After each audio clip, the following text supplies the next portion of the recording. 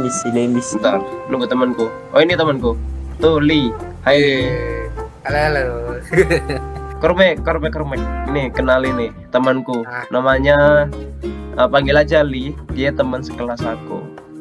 Ini Kormek. Bentar. Aku bingung. Kormek ini udah kerja apa belum sih? Apa kuliah? Iya, kok kena batasan umur pula? Iya. Kan aku freelance sih. Oh kerja freelance. Freelance apa? So, freelance? Iya, freelance berdesain gitu lah. Desain apa ini? Desain kayak poster atau yang lain? Otomotif aja sih. Otomotif, livery gitu berarti. Iya. Nah, bentar. Aku live DJ bentar ya. Boleh nggak? Aku mau ngobrol sama Lee 4 mata.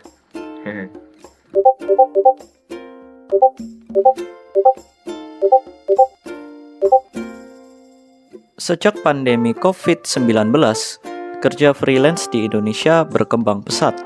Banyak anak muda memilih jalur ini karena fleksibel dan menjanjikan penghasilan. Namun, di balik kebebasan itu, muncul pertanyaan penting.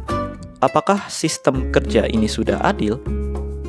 Freelance bekerja tanpa upah minimum, tanpa jaminan sosial, dan menghadapi persaingan global yang ketat. Pengalaman pekerja freelance sejak tahun 2020 menunjukkan pendapatan yang fluktuatif dan ketidakpastian kerja.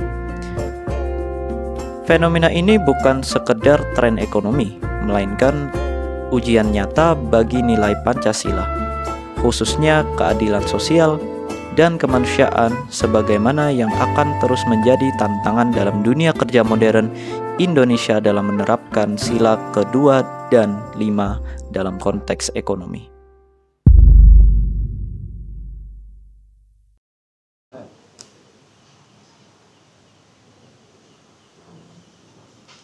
Halo Mas, selamat malam. Malam juga. Permisi ya. Aduh. Oke. Makasih Mas udah datang di hari yang malam ini. Tadi rada mendung, sempat hujan juga. Ya lumayan. Ya, lumayan ya. Oke. Boleh dipersilakan untuk memperkenalkan diri mulai dari nama lengkapnya Mas sampai pekerjaan ataupun jabatannya Mas sekarang. Oke, halo semuanya, nama saya Nabiha Azmin Darmawan, panggilannya Azmi. Saya sebagai freelancer otomotif designer dan CEO NAD Motorsport. Oke, Mas Azmi ya? Ya. Oke, baik Mas. Saya juga dengar tuh dari teman saya si Raihan. Aku diceritakan tuh kalau Mas Azmi itu kerja freelancer desainer rally bukan sih? Iya. Oke, rally.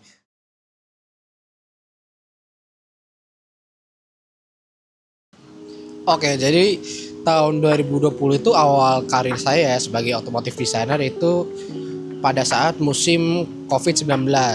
Jadi waktu itu saya lebih sering magang sebagai mekanik, cuma sayang sekali ada lockdown itu tidak bisa tatap muka kan tentunya. Jadi saya sempat mikir gimana ya caranya bisa beraktivitas tapi berkaitan sama otomotif. Terus mulai ide menjadi otomotif designer. Berarti sejak tahun 2020 sampai 2025 ya? Ya. 5 tahun, cukup lama ya?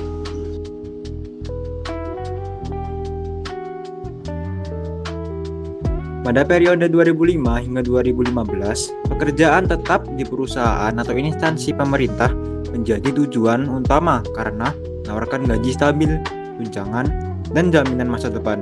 Keterbatasan teknologi membuat pekerjaan jarak jauh sulit dilakukan, sehingga kerja terpusat di kantor dan peluang kerja sebagian besar bersifat lokal. Kini, perkembangan internet dan teknologi digital telah mengubah dunia kerja.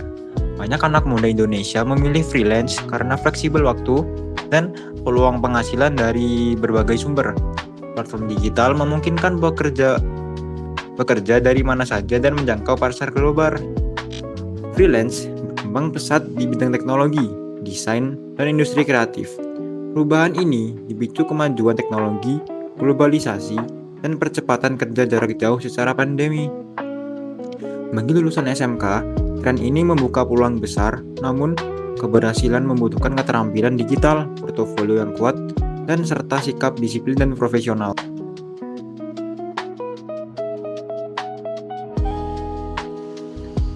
Tentunya karena saya sangat ingin mengejar cita-cita saya sebagai pembalap rally ya tentunya. Lalu yang kedua, memang karena saking susahnya mencari loker dan melamar kerja pun itu masih kalah dengan orang dalam. Jadi saya lebih memilih freelance aja lah, nggak apa-apa. Jadi bisa lebih fleksibel, lebih santai, bisa mencari ilmunya lebih enak lah, lebih enjoy lah gitu. Oke, siap.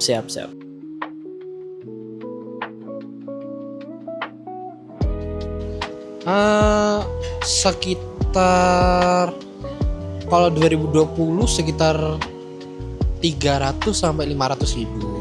Untuk 2021 200 sampai 300 ribu aja. Lalu 2024 2025 itu bisa sekitar 8 jutaan mungkin.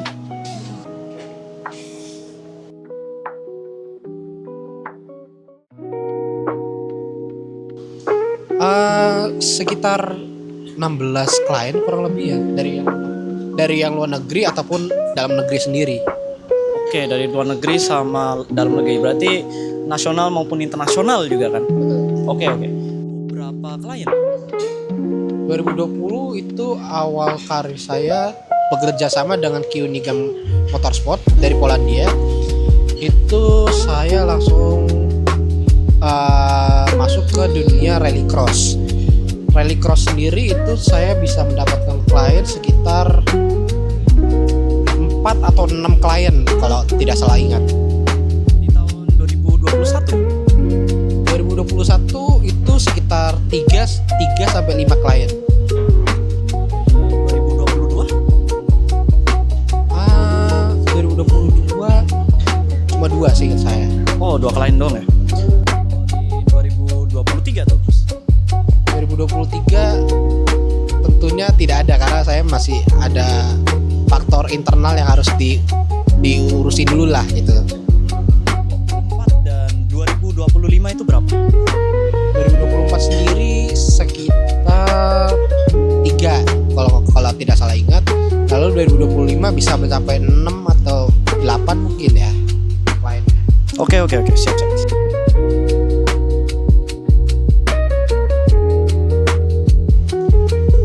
Projectnya sendiri ada paling ya sekitar 25 project mungkin.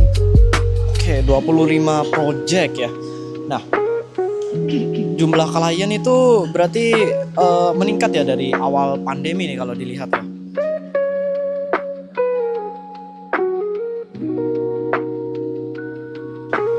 Untuk menjaga kualitasnya sendiri sih tentunya perbanyak latihan aja ya. Lalu karena saya suka hobi ngerakit Gundam, jadi saya bisa sambil have fun, dan itu bisa mencari solusi yang cukup unik untuk ngerakit desainnya, ngerakit Gundamnya atau menyelesaikan desainnya sendiri. Oke, berarti kayak mengasah skill dari kayak hobi yang disukai gitu ya, Mas. Oke, itu bisa meningkatkan quality juga dan terus mengembangkan performance-nya Mas meskipun Mas nggak bekerja ya. Ya.